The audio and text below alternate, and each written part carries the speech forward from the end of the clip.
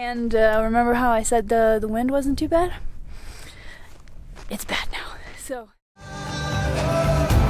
let's leave everything and go traveling. See what tomorrow brings. It's only a choice away. Let's back up and leave today. Let's see what tomorrow brings.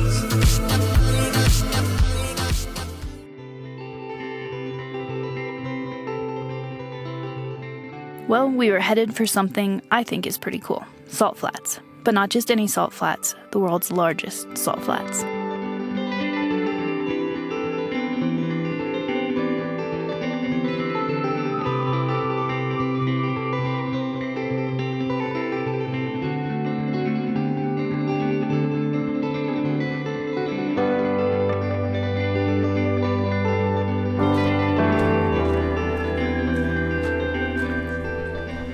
This is our last gas fill up before we hit the salt flats. So just random nothing little town. Again, able to pay kind of a medium price, so not the national price, but also not the local price. So not too bad. We're happy to get it, and we'll be hitting the salt flats here soon. So we'll see what it's like.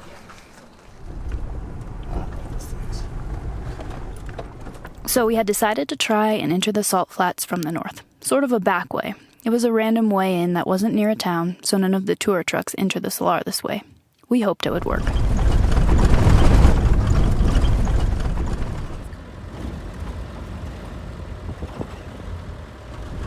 This road is a little washboardy.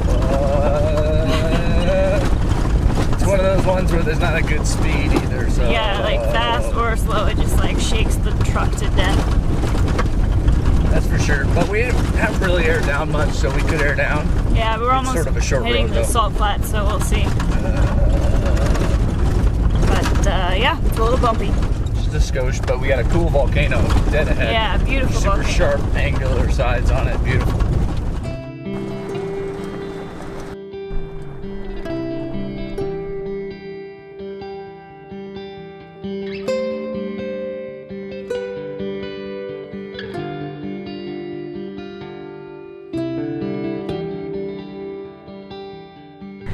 So we're just about to enter the technical area of the salt flats, and we're kind of doing it from a random little road that we saw, so hopefully it works. I don't know. It looks like you should be able to kind of enter anywhere and then just drive at your own risk, kind of, Yeah. because there's wet spots and that sort of thing. So we'll see what it looks like when we get up here, but we just kind of entered through a little town. Not really marked on any maps, but looks like the road goes out here, so we'll see what it looks like. I think we should... I'm hoping we'll be okay, because it's the driest time of the year. Yeah. I'd be more worried if we saw water everywhere, because then if you enter on a less major road that's not built up, you're just going to have to go down into the salt water, which I don't want to ruin our truck just to see the salt flat. So hoping that it's pretty dry, and I'm railing my window up because we got a lot of soap coming up here. Yeah.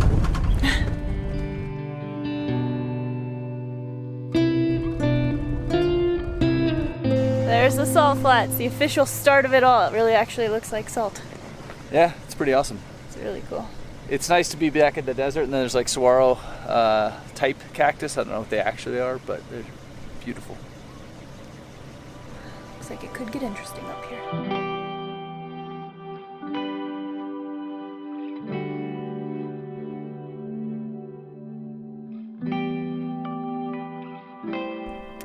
Wow, it's crazy. It feels like you should be in the snow, except it's like most of it's pretty hard. Like I can't even really grab anything. It's kind of crazy. And it's just so vast and flat. It's really cool. Really, really cool.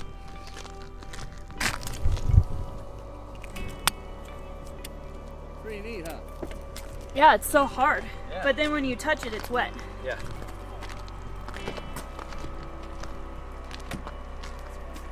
So weird. Salty? Salty. Now we just have to figure out where we're going. Yeah, I think we just cut across until we hit up with the main road over there. As long as it doesn't sound wet or nasty, then I think it's okay. trying to go slow. You can see the tail flap's got, I mean, that's mud spray or salt spray right there. Solid salt. Wow, that's crazy. I know. I mean, like literally the rear bumper's coated in like a salt crystallized. I see why people immediately clean their truck. Only thing I can think to do is keep going slow, but... A few things about the salt flats. Number 1, salt and vehicles do not mix. Number 2, you want to avoid any wet areas because, well, number 1, and also under the crust of the salt is very, very bad sludge. And 3, there are only a few, quote, roads on the salt flats that have been made by the tour trucks, and finding those roads can be a bit like finding a needle in a haystack. Oh, and it's windy out here.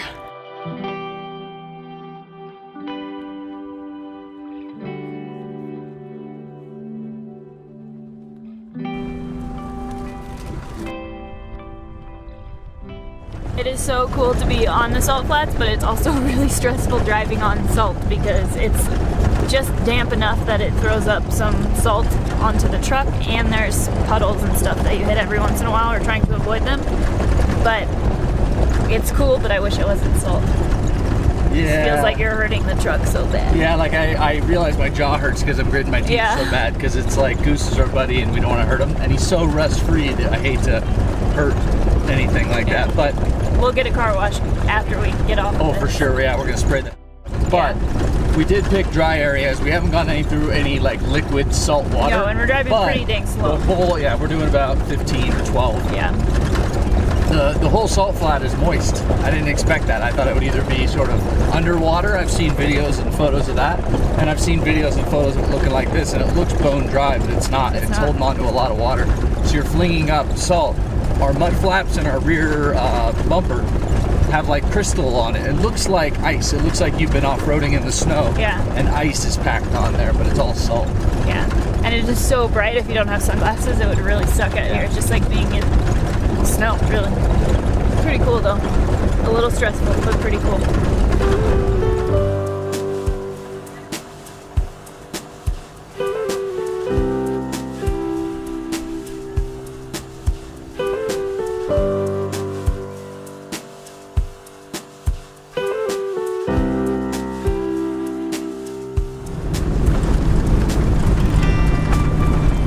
No hands. It's like a Tesla. Yep, autopilot. Take me to that island. Thank you.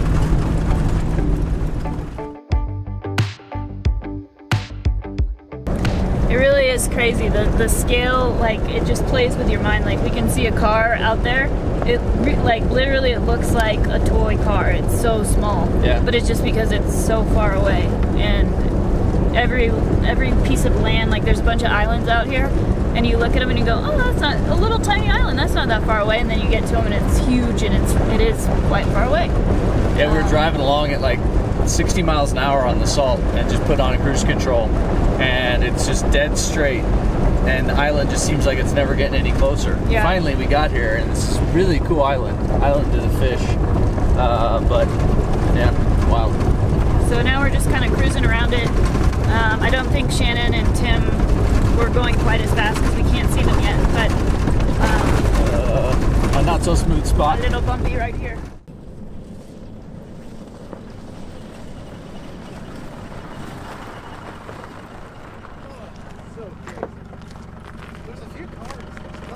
Yeah, we went up over there, so like if you go up and over, you can drive over that little isthmus there, and then there's some rock walls, I don't know, there's fire pits and stuff in there. And then on this side, if you get up close, the wind's not bad, but as soon as you go too far to the south of the island, then the wind picks up again, because it seems to be coming this way. And then one of the cars up there is from this guy, but then there's a second one that was up there when we pulled up, so. After some discussion, we just decided to make camp right here, where it seemed to be sheltered from the wind.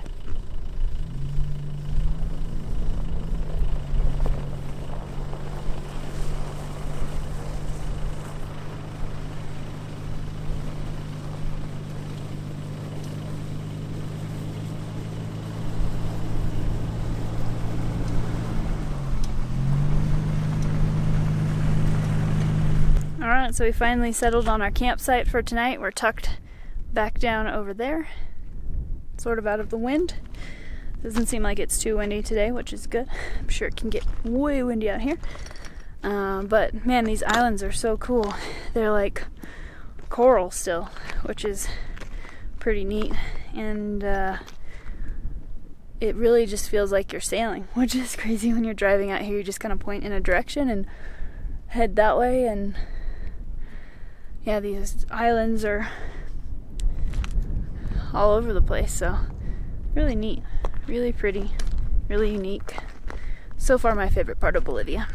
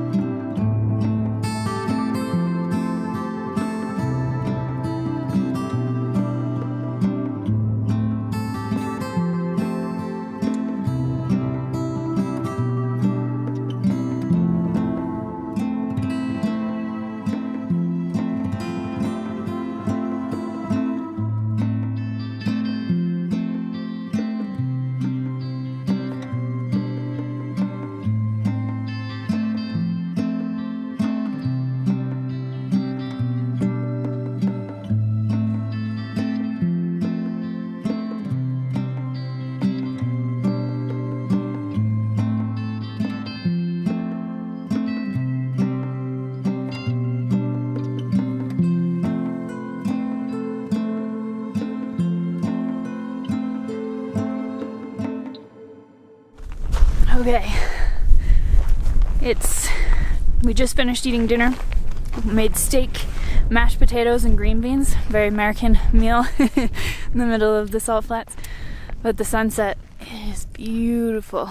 Can you tell it got a lot colder once the sun went down? Oh, it is freezing. And remember how I said the wind wasn't too bad? It's bad now. So it's pretty dang cold, but man, is it beautiful. Pretty cool.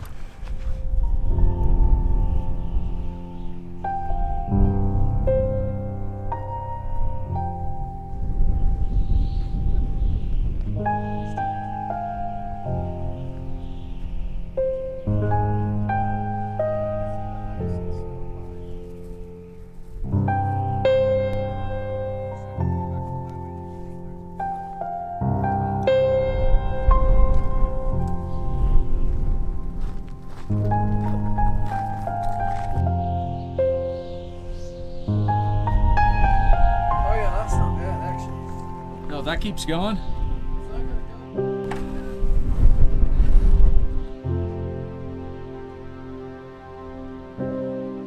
Stay tuned for part 2 of our Salar de Uyuni adventure. There is still a lot to see in this desolate landscape. Hey Tim, don't eat the yellow salt. Don't eat the yellow salt. Everyone knows that.